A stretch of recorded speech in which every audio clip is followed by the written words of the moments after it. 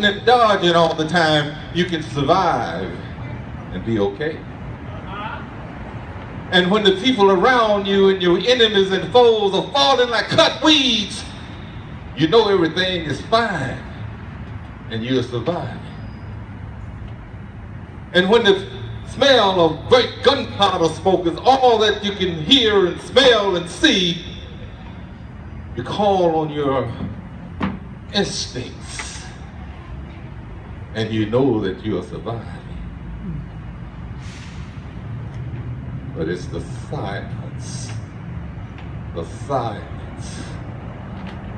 that frightens. See, when the only sound that you can hear is the thundering and thumping of your heartbeat in your chest as it beats louder and louder and louder and louder to a thundering, roaring thump. And then you feel the tightness of your heart right in your neck, and your mouth is dry.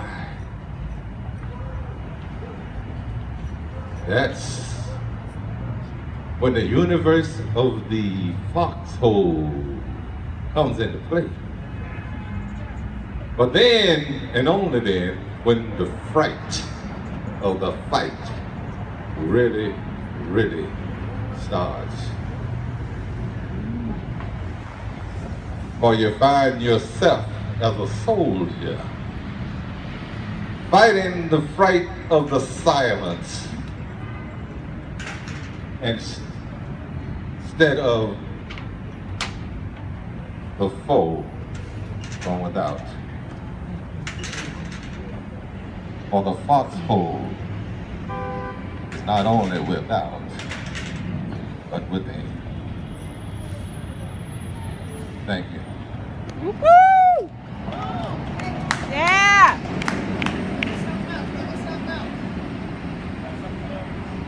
Now, what we have noticed here is the foxhole is supposed to protect the individual.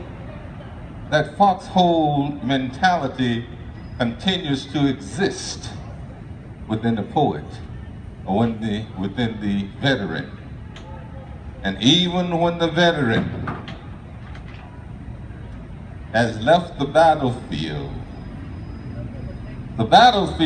still remains within the soldier's heart, mind, and soul, as depicted in this next piece that I called, I caught myself smiling.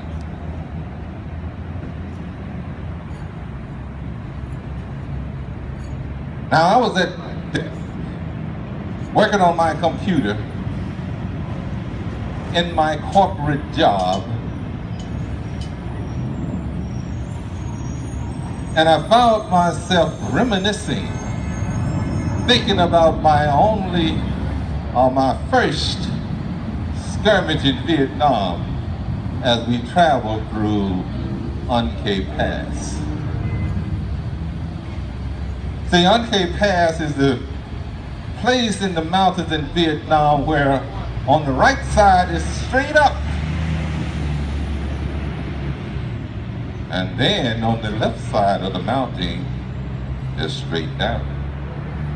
You have a narrow pass that you can just barely travel through. And that's when the Vietnamese would always hit when we passed through. And on this day, I found myself traveling through Uncay Pass, when suddenly, bam! The vehicle right before us exploded in the back of it. I dove down. I'm now looking up. I have to low crawl through the briars, through the stickers, through the weeds, climb back up to the road, and I look up, and there's my vehicle right ahead of me called the American. The gunner was pulling out his dead gunner feeder from underneath the gun. And he saw me, he said, "Can you feed? Can you feed?" I didn't know if I could. Yes, I can feed. And he said, "Well, come on, feed for me. Come feed for me." And as I got to the vehicle, the door was open, and I pulled myself up by the door, and that's when I heard the driver groan and said, "Oh, can we take her out of here? We don't know. The tire is gone.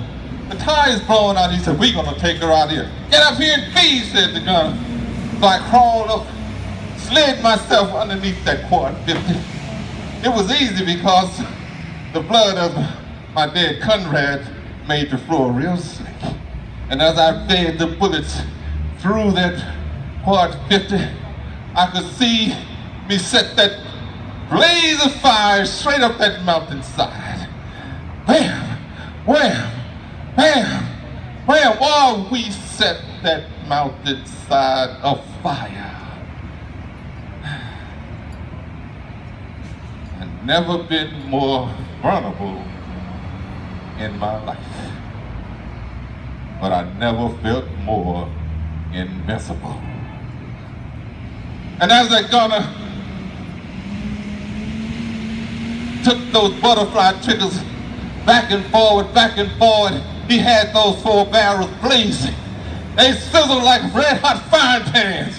And we just lit that fire home. And the gunner said, "Feed her, feed her, feed her." And the driver drove us home, boom, safely to the compound.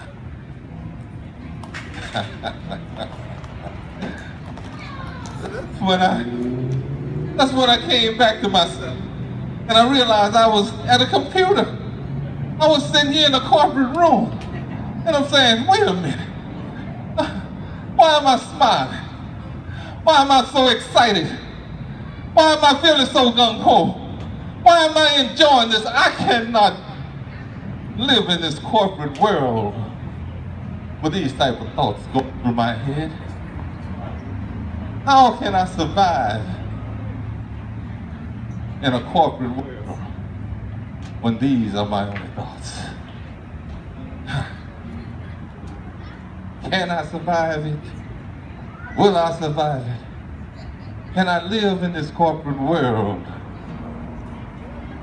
with military thoughts in my head, in my heart, and in my soul?